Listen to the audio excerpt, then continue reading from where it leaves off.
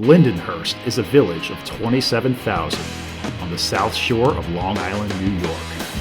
These are the people who grew up there and their stories. Everyone I know is from Lindenhurst. Can't move out of the village. Right. Very limited in that scope, but yep, still I know resident. we always open up with like, where are you living now? What's it like? How long have you been there? But yeah, obviously, considering your line of work, you have to be here. So Yeah, it's not like these Congress people. They could just carpet bag, run into a district, and then maybe yeah, move in 5 years later. right. I'm not that lucky. But I love Gotcha. it here, so it's all good. Cool. So tell us a little bit about your family roots here and your childhood. Yeah. Okay. Awesome. Yeah. So, my father was born here. My mother moved out here.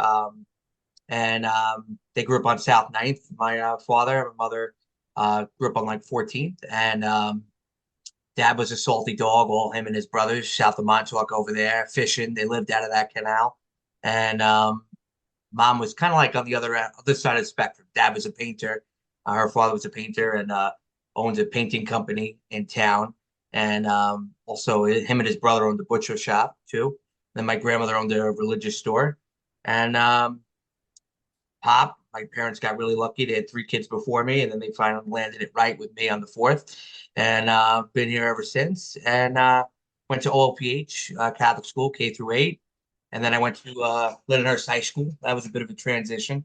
Literally walked into that school. And when I tell you, I might have known three people. My graduating class was about 620. So it was a little bit of a culture shock, but it went really really well, and loved my time at Lindenhurst High School. It was great.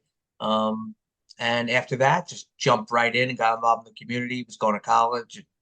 You know, the rest is like painful, but fun. Depending on how you look at it.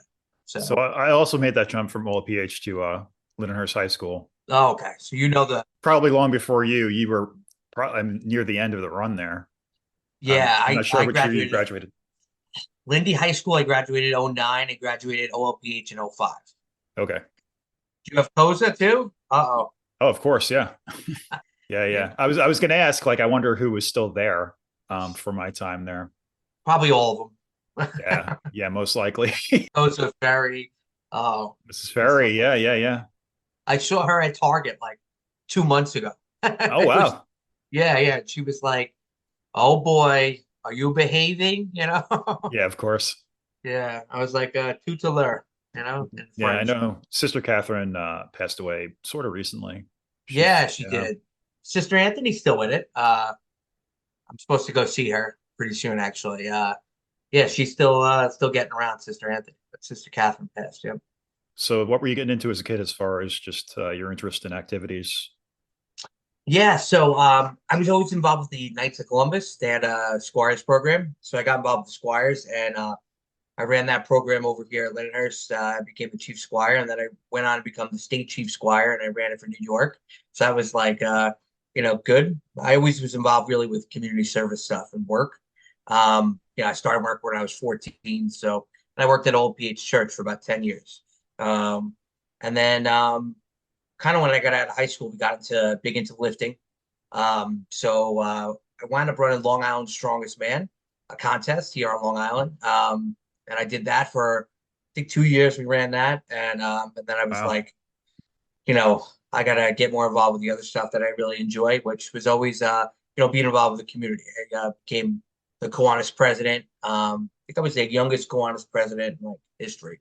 And then got involved with the Chamber of Commerce, became vice president of the Chamber of Commerce, and member of the Knights of Columbus and as well, and just kept getting more and more involved and keeping active. But mostly got into lifting. Would go over to All Natural.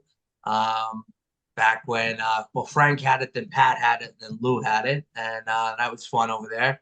Okay. Um, My mother was an aerobics instructor there for a oh, long really? time. That's Yeah. funny, And right? my father was also a part of the Knights of Columbus for a while. I grew up right next door to the Knights of Columbus Hall. Oh, yeah. He What is was, it? It's homes now. yeah, it's just like 8 houses now. Yep. Crazy. But he got to the. I know, like you're kind of sworn to secrecy on this, but he got to the third degree. Oh yeah, yeah. Ah. So I'm not going to ask, but what I that well, entails. I can tell you I got there. Did the third and I did the fourth. So I did them all. The fun one, the ceremonial one, yeah. But it's like a family thing. Everybody, you got to do it. So, but yeah, no. So that was good. It was just it was a different time. 10 years ago, it was just the world was very different, right? 20 Yeah. years ago, that place was popping. 30 years ago, forget about it. Oh yeah, big Those time. they were like the centers for everything. Social activity. So yeah, I like the Knights of Columbus. Good group of people. I'm not sure if you know Pat Corcoran. He's the Grand Knight now. Yeah. Yeah. Yeah, he's a good guy. He's I feel like he graduated in '03 from Lindenhurst, or '04. He's in that kind of '05. Can't keep up with him. Yeah. So Forgive me for making you repeat yourself here, but what year did you finish at OLPH? '05. Okay, so you probably my cousins, the Roths, you probably know Nick, Jacqueline, or Christy, one of them. Oh, stop it. Yeah. Nick is so Nick is one of my best friends. Okay, John. So if you know Nick, you know John. Obviously, Nick's your cousin, but they're like inseparable, those two. gotcha. Um, so it was Nick, John, Sean, and myself. We were all best friends growing up through OLPH. Um, Nick was in my wedding party. I was in Nick's wedding party. So I think Nick's having a There, baby now. there you go. Yeah, his Yeah. father is my mother's brother. So Oh, Neil. Neil's a great yes, guy. Love yes. Neil. Awesome. That's so Cool. funny. So was politics something you were always interested in or aware of, or was it more just like more of like you really just want to get involved with your local community and really like keep it tight? Yeah, I mean, so I probably like glossed over kind of like a little bit of my childhood in the sense that when I was in like sixth or seventh grade, my sister was diagnosed with rhabdomyosarcoma, which is soft tissue cancer. And regrettably, she passed away in 2007. And it was upon her passing, we started a foundation. And, I was always really involved my dad was president of the school board. Like I said, growing up in the Knights of Columbus, my grandfather was a Grand Knight. Um, I always was interested in politics. And when Christina passed away, we went to DC like 6 months after she passed. We advocated for a couple of laws that actually got passed and signed into law by President Bush and then Obama. And it really like stirred up in me. I was like, this is, I want to be somebody that makes a difference. And it's kind of been that's been a good part of my motivation, right? And, growing up, I looked around Lindenhurst and I'm like, this place could be better. I always heard people say, when I grew up, it was different, it was better. And I really wanted to make sure that we were doing our best here. So I said, you know what, I want to get involved. So I started getting involved in the Republican Party. Um, I hit a couple of roadblocks. Listen, you're 21, 22 years old. You think you're hot stuff, right? You want to make a difference. You don't understand why things don't move quick. And so, you rustle a couple of feathers. But I ran against what is now Mayor Leverada and Joan Masterson. She was one of the trustees. And I ran a really nice campaign, all like flowers and sunshine. And let's just do better, everybody. And I lost by 200 votes, and which was pretty good. And I know that you're like, dude, you lost. It was still pretty good because somebody ran against the mayor and he lost by like 600 or 700 votes. So, I was definitely somebody who was like within the pack and had a possibility to make it. Unfortunately, it didn't happen that time around. And then Mayor Brennan stepped down, and Tom stepped down, and Mike became the mayor. And he appointed me a trustee because he had to fill that seat. And after that, I was like, all right, let's get this shit going. Like, let's really get running here. Let's turn this village around. And depending on what post you're reading in Lindenhurst Moms or the people of Lindenhurst, Yeah. or whatever you're reading, there were about 24, 25 vacancies on Wellwood Avenue when we started. And right now, there's this strip by 7-Eleven that I hound Right. that guy all the time. Poor Yeah. guy's paid thousands in tickets because of the blight in his building. We keep every time there's a crack in the window, we bang him with a ticket, get him to fix it. Like we want him to flip that property. And the bank's now rented out to Great South Bay Brewery, who's going to be putting in a beautiful restaurant similar to the post offices in Babylon. not really with a heavy brewing focus, which is good because we have a couple other breweries that are doing really well in theirs. Yeah. And then there's just the wall bounce piece. And then probably my favorite project right now is the gazebo. We're gonna take that court building, knock it down, and expand that gazebo, which 10 years ago was nothing was happening. And then when I got involved with the Chamber of Commerce, I started Sunday Fun Day, which then became Ales by the Rails. And we started like doing all these beer events there and like all these family events actually. And now it's like the hottest piece of retail in our village. Like every weekend there's a concert, although the mayor picks the band, some of them aren't so good. No offense. I hope you guys aren't in any of the bands. Just kidding. No. If you are.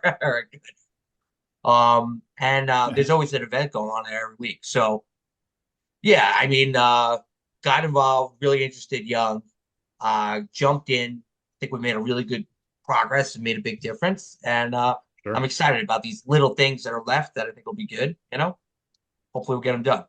So just to backtrack a little bit, you Yeah. first ran for deputy mayor when you were 21? I ran for trustee when I was 25. Okay. Yeah. Still So- very young. And so do you Yeah. think your age was kind of a detriment to you? Like people weren't really taking you as seriously as they should have? Probably. I'll tell you, there's this thing, and like I said, my campaign was really, really pleasant. It was clean. But there is this fear that you're young, you don't know what you're doing, or you don't know what Yeah. you're talking about. And I can wholeheartedly say this: if I wasn't elected, or Mike didn't appoint me, and then I got reelected a year later and subsequently after, I don't think they'd have emails still. I don't think we'd have a social media page. I don't think we'd have any content. I don't know if you saw our recent Christmas video from Right. our winter on Wellwood. I don't think we'd have any of those things, and they probably wouldn't be nearly as good. Yeah, it's probably a little confident or cocky to say that, but I sat down in a room with those people who I've come to really enjoy and appreciate, and literally they were like, "Tell me how the email works," and it was like a Zoolander moment, like the files, they're in the computer, you know what I mean? Yeah. It's just like, Yeah. from that perspective, I think we've made a lot of good strides. And I think I definitely feel like I know, I mean, I'm like, okay, if I didn't come along, these people, we'd probably still be, and I don't want to say it, so, but yeah, it's been good. I think the funny part is like, I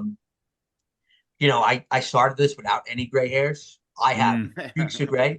I'm not like, you look at those presidential pictures, the before and afters. Of course, yeah. It's like I'm a trustee of I'm the deputy mayor now, but like of a village with 27,000 to 2,800 people, depending who's born and who dies in a month and a year, and literally the gray hairs. I mean, I used to get up in the morning at 4:30 and go to the gym, and I'd be on the thing reading all these posts about people saying how corrupt I am and like how much money I'm making on the side from all these deals and these developments we were doing, and I'm like, can I see some of this money? Because literally I have to pay my rent this month. You know what I mean? Like, Yeah.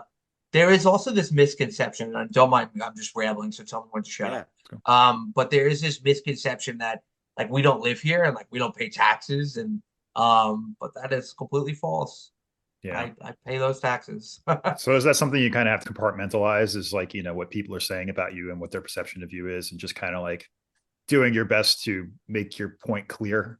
Yeah, we try to over communicate. We try to explain things as best as we can. 20 years ago, you go to a village board meeting, there was 45, 50 people at every meeting. Go to a village board meeting, I'm lucky if I get 3 people who show up. Go on Lindenhurst Moms, or you go on some of these pages, and people Right. are going on for days about all these things and how wrong they are and all this stuff. And they're operating with not even a third of the facts, not even half, right? So, Yeah. so then I do this thing where I try to engage and I try to answer people and give them what they want to hear. And it's not what they want to hear, so they don't want to listen. And I think I always try to do this thing where I see people, it's your government, your village hall, your town. Come to village hall. I work a full-time job and have 2 young kids, but I will take time out of my day and, for this really small stipend that wouldn't pay barely half a month's rent in some places, and I will come see you and come to Village Hall, and we could sit down. I even have a coffee machine there, and you can hang out. We could talk. If I told you 1 out of every 100 people that I've offered that to has ever done it, it'd be a miracle. I don't even think Right. it is 100. So that's the part that's the worst. Is people will say all this stuff about you, this, you that, that. You know, I had this one guy who says I am the most corrupt person he has ever met, and I'm like, it's really funny. I'm corrupt when you needed a ramp at your house and you needed a tree removed and you needed all these things done, and you know, we took care of it for you. You know, like, but Yeah. you know, you can't please everybody. And that's like you going back to what you said, you got to have thick skin. You do. You got to thicken it up and, you know, kind of just say, all right, this is the job, and you're not going to make everybody happy, you know? Yeah. I was going to mention, I had seen in one of those Lindenhurst Facebook groups, someone had posted about how the day after Thanksgiving, they weren't collecting garbage. And Yeah. you had replied and answered directly like, this was something that the union voted against. They want that day off. You Yeah. could still drop garbage off at the truck yard if you Yeah. want. Otherwise, regular pickup resumes on Monday, and people Yeah. didn't like unacceptable answer to them, you know? Yeah, I know. So one of my funnier ones was I had a guy, he lived across the street from a park, took a picture of the garbage overflowing at the park, and tagged me in it and says, this is the way you guys take care of parks. You're ridiculous. Something like that. It's 2 o'clock. Get in my car, go there with 3 black garbage bags, and pick up all the garbage, collect it all, put it in the black garbage bags, take a picture, and I says, no problem, I took care of it for you. And I went, I dropped it over the highway. Like, could I have called somebody to take care of it? Yeah, absolutely. But like, you know, I don't mind doing some things, but like, you know, what kind of person are you that you saw all that blowing around, and it was easier for you to take a picture of it and put it on Right. social media than it was for you to, hey, he guys got my phone number, text me and say, hey, the garbage is overflowing there. Could you get somebody to come and get it? You know? Right. And well, boom, I would have sent somebody down there. But it's like I had to make a point, like, you know, we do care. We're here to do everything that we can do to make this place great. You know, you still can't. But And I know you're obviously much more familiar with the demographics of Lindenhurst, but you know, there was our parents' generation who were like very working class, and they yeah, moved in here when it was still like houses were reasonably priced and wasn't fully developed, yeah. as opposed to the generation who's moving in now, who's paying a lot more. And you know, the town is much more developed at this point. So is there sort of a divide in kind of the personality of those two generations in a way? Yeah, so I think it's interesting, right? If you said to me, you did a comparison of Lyndhurst versus other downtowns and other villages along the South Shore, the one thing everybody would say to you is Lyndhurst is the only town along the South Shore that doesn't have $1 million home, right? Copiague Harbor, Amity Harbor, you know, keep going east, Babylon, Brightwaters, Islip, like all those places all have $1 million home. So Lyndhurst really doesn't. Did Sandy, one of the most horrible things to happen to our village, was also one of the better things to happen too, regrettably, right? Or you know, if you're gonna look at it like this, it created this environment where everybody had to build up their homes, and really it increased the value of so much property down there. And it created some of these monstrosities, which you drive down there and you're like, what the heck is this stuff? Like, this is a 3-story house with an elevator going. What's going on here? You know? I think what it did is it created a more affluent area south of Montauk. Actually, it drove more value in terms of selling for the market.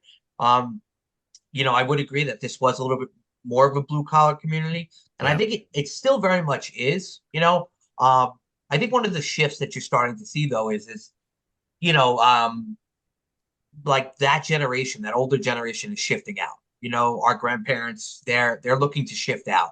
And I know we get a lot of crap about, wow, I really hope I can say crap. Sorry about that. If I wasn't supposed to, you could edit that out, right? You can say whatever you want. Yeah. All right, good. Like we get a lot of stuff about building these 55 and older communities, but now you can't get a single 55 and over community, like apartment rental in Lindenhurst. And if you go to all these places, they're seniors that didn't want to stay at their house anymore and wanted to still live in the village, but had nowhere else to go and didn't want to buy another home because they couldn't afford it either. So it's provided a lot of opportunity there.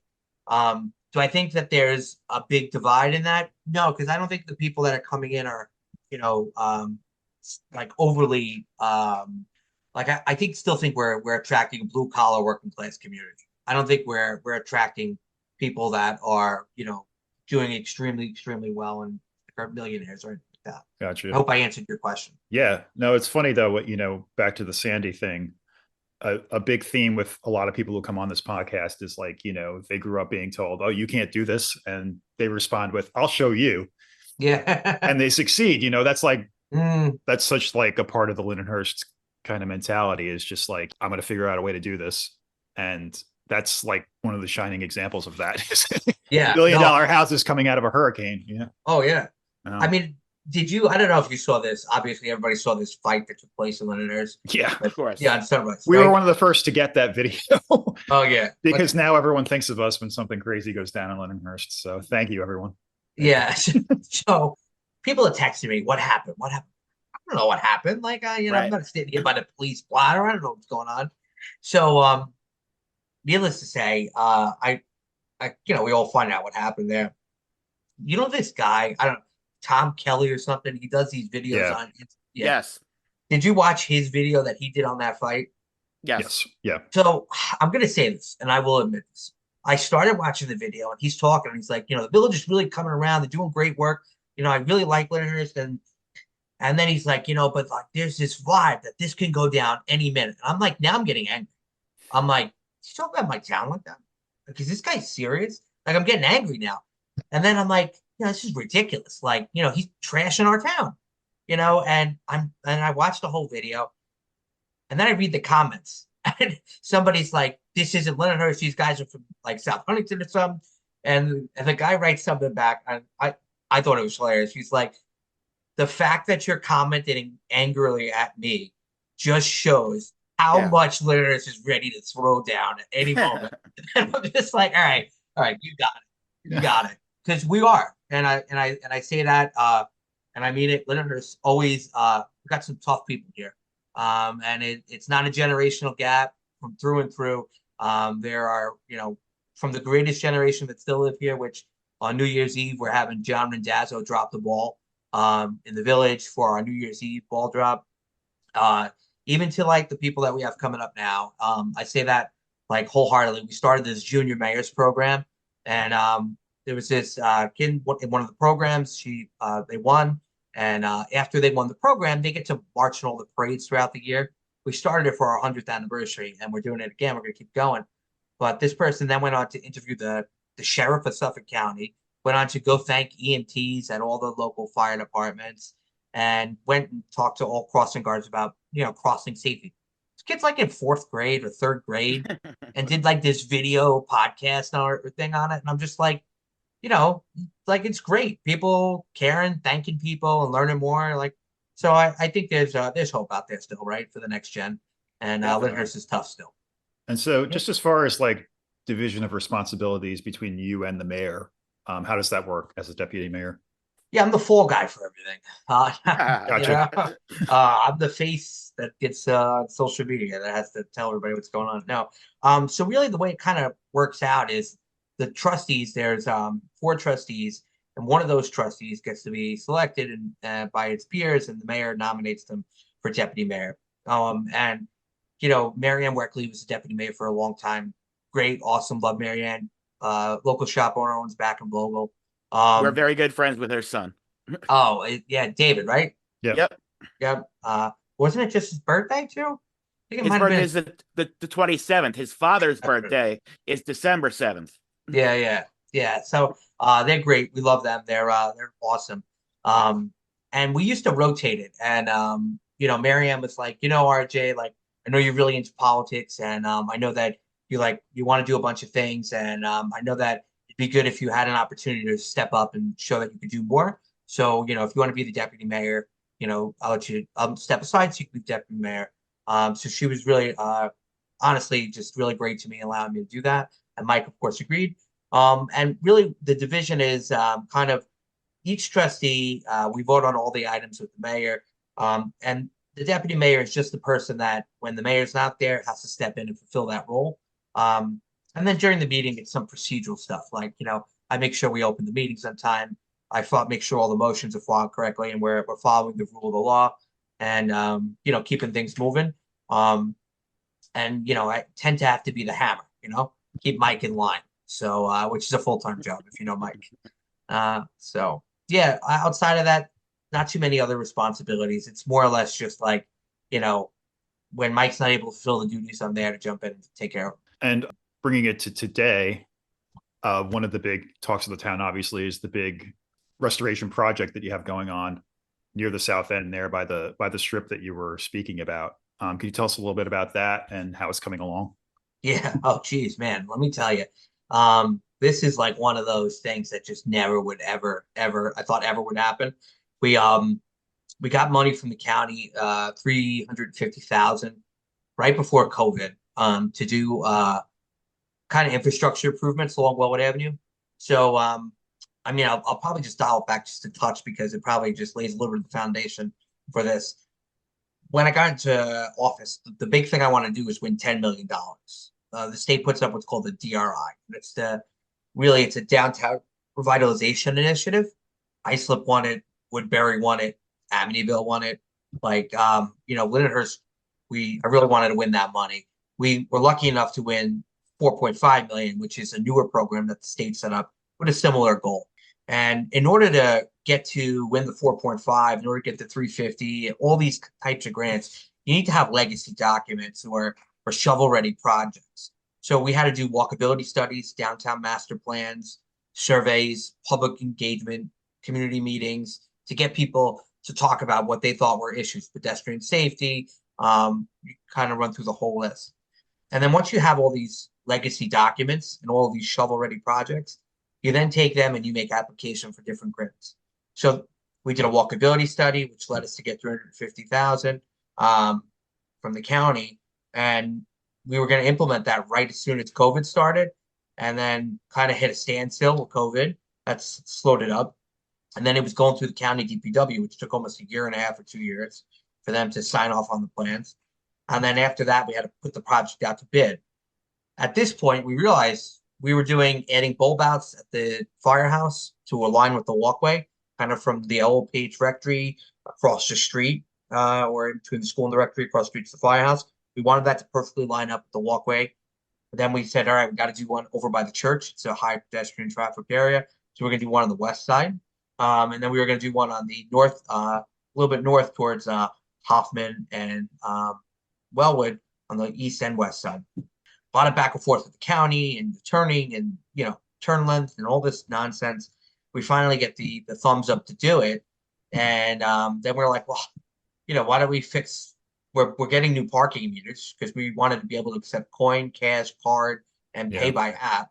So we're getting new parking meters. Why don't we take the old parking meters out, do this new parking meter system? Let's adjust the angle from 60 to 45 degrees to make it easier for people to drive and pull into these spaces. And then let's also add these flashing beacons so that when people are about to cross, they push a button, it flashes so people can see them coming at night. And then we're like, well, why don't we redo the brickwork that looks kind of shungad? And then we're like, well, the trees are lifting up half of the sidewalks and they're in the wires. And then we're like, all right, well, let's do the trees and let's do the sidewalks and the curbing and the road. And this is going to be a full facelift for Wellwood Avenue. It's going to be the road, the sidewalks, the curbs, the brickwork. The meters are coming out. New meters are going to go in for every 12 spaces, adjusted the angle on the parking, and changing all of the trees out. I know there's a little hubbub about that, like, oh, you guys are killing trees. Listen, love trees, but when that tree takes down a wire, or that pole falls, or that wire falls, and somebody gets hurt, you're gonna be like, why didn't you take care of that tree, guy? Right. What's the matter with you? Right. So realistically, when they put those trees in, those roots, they don't grow down, they grow outward, and you need to put trees in with roots that grow downward, and then they need to be maintenance, right? You can't let them grow. Got to keep trimming them and have a good regimen on that. So, new tree wells, all the memorial plaques going back where they're supposed to be. Every tree we take out, we're going to plant 2 throughout the village. And the plan is like, you're going to come down Wellwood Avenue. It's going to be brand new. So hopefully it'll be done in January. I wasn't too excited. We had to get this project done. Otherwise we were going to lose the money.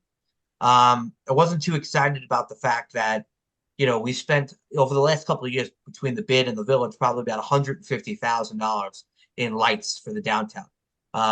Mostly the bid invested a lot of that, but so I wasn't too excited to have caution tape next to beautiful Christmas lights. But if it gets the job done this year and next year it looks great, cool. We finally got our lights up across Wellwood.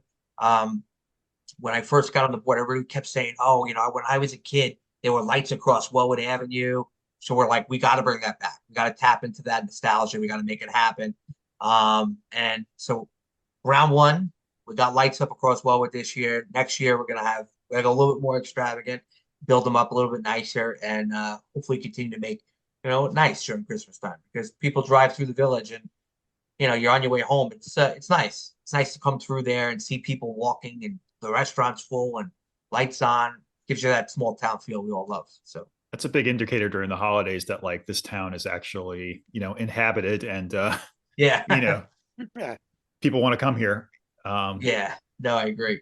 Cool. So, as far as like more future plans for the town, anything you're looking forward to in the future, or like anything you would like to see come to fruition? Yeah, so I would say my biggest thing that I'm working on right now is the gazebo, like I was mentioning before. That court, when it went in 20 years ago, it's probably the greatest thing ever, right? Oh my gosh, the line that I heard that was the best was, people are gonna leave court, they're gonna come into town, they're gonna eat at a restaurant, get something to eat. Both Nobody is going to court losing $5,000 or whatever else is going on there, and then going to have a cheeseburger. They're getting out of here. You know what I mean? Yeah, So maybe the bar, but that's about it. Exactly. So that court is owned by the building's owned by somebody privately, but the county leases that space, so they don't own it. The lease is ending up in 2 years, and the county just gave us 4.75 million to purchase that building and knock it down, and we're going to build an amphitheater there. There's really no place in Lindenhurst that actually honors every veteran from Lindenhurst. There's multiple areas that have little things. So we really want to figure out a way to memorialize, veterans that have died that are from Lindenhurst. So there'll be some component of that to it. And concession stand, bathrooms, expand the public space there, more seating areas. We got a bell, for our 100th anniversary. Huge bell. It is a 1,000-pound bell to mark our village's centennial. And so right now it's going to go at Village Hall on the front lawn once the bell arrives. It should arrive next month. And then after we get things going at the gazebo, we're going to move the bell to the gazebo, because we do all of our veteran ceremonies there, Memorial Day and stuff, Veterans Day.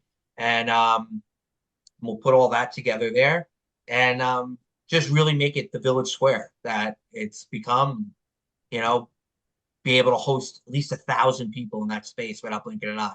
We'll do our New Year's Eve ball drops there. We'll continue to do our winter on Wellwoods and all the other festivals and things that go on throughout the year. So that's probably the thing I'm most excited about. It was a crazy idea when I was hanging out one night, drinking probably, and I said, "Oh, this would be cool. Why don't we just get rid of that thing?" And boom, boom, and it's awesome to see it actually happening. And I know that it's gonna yield great dividends for the village, and I mean that because that is a place you could go on a Friday and bump into somebody you haven't seen in 20 years. And I've heard that a million times. People saying that I haven't seen this person so long, and they stand there, have their kids on a slide, and they're having a beer, and you're like, I know that guy, my gosh. So I think that's going to be great. Other than that, we're working on some stuff south of Montauk that's really important. Shore Road. I don't know if you know Shore Road, where the kind of the bulkheading is.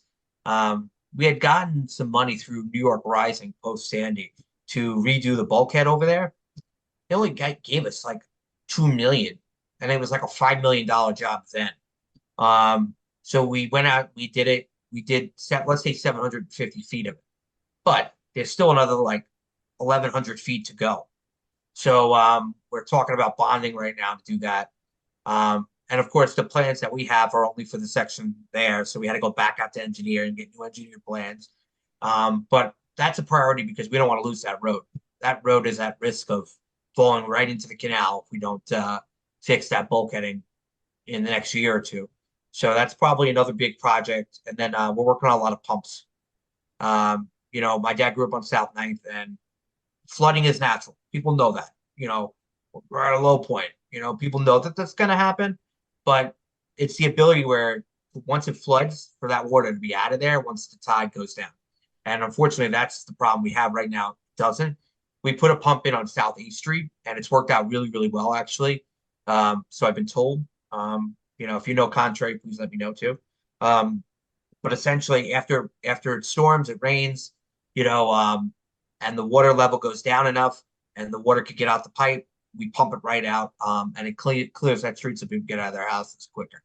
So that is probably one of the things we're looking at, doing some work on 4th Street, doing that, and then figuring out which streets need pumps now, to continue operating a normal life, So those are the important things. Of course, I can't even stop talking. Just tell me to stop talking. And we're doing a Little League field. We're buying 2 new fire trucks. We're buying 2 new ambulances. We got a lot of stuff going on, which is good. I think one of the pillars of our village is the fire department. Those guys are great, they're fun time too. So that helps. But, at the end of the day, they didn't have the right equipment to do the job, for years, a lot of those trucks are 25 years old. Some of them are great. They look cool and they're fine. But, other trucks, we need to get new ones, like our ladder truck. So we bought a new ladder truck a year ago, but now we need new ambulances. So we're getting 2 new ambulances, and we're going to be adding some additional providers because people don't really volunteer the way they used to anymore. So, we need paid staff on 24/7. The fire department does over 3,000 calls a year. So we need to be able to make sure we have people.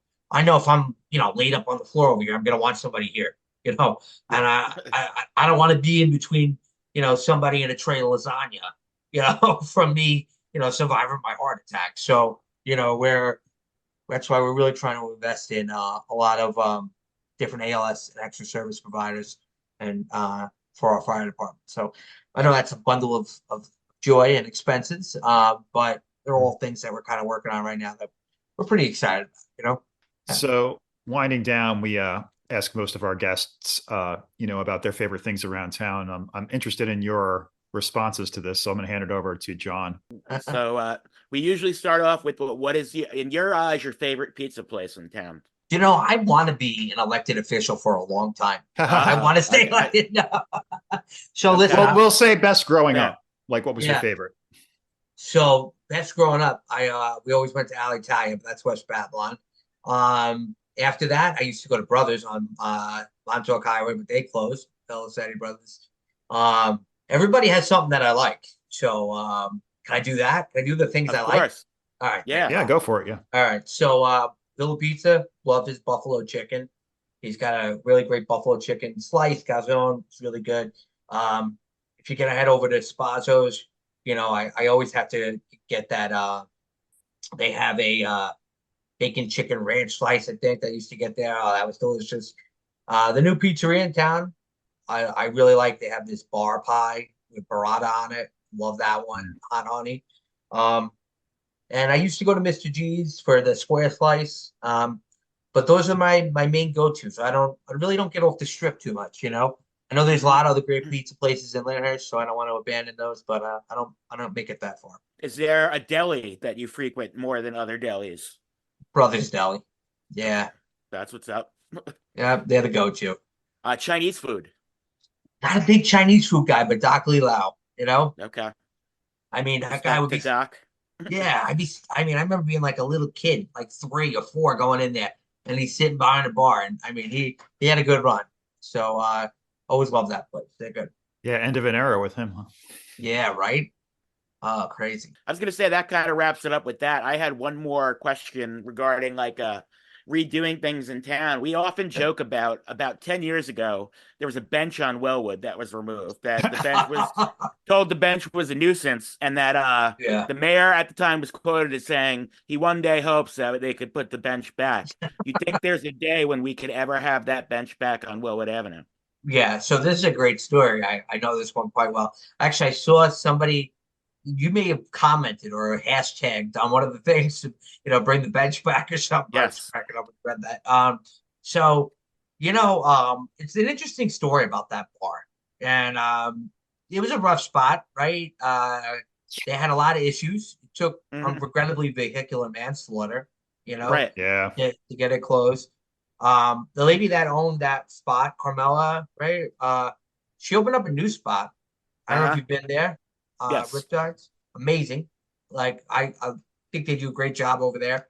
Like love it. Completely different scene. Think it's great. I think it's a shame what happened there, but I actually think that when that place closed up, it was like the dawn, like or whatever you want to Yes. say. It was The sun some truly rose after that yeah, closed. Yeah. yeah, it did. And that bench was a victim. I'll admit it. It was a real victim in this whole thing. And we can bring the bench back. We'll chat about figuring out when to bring the bench back.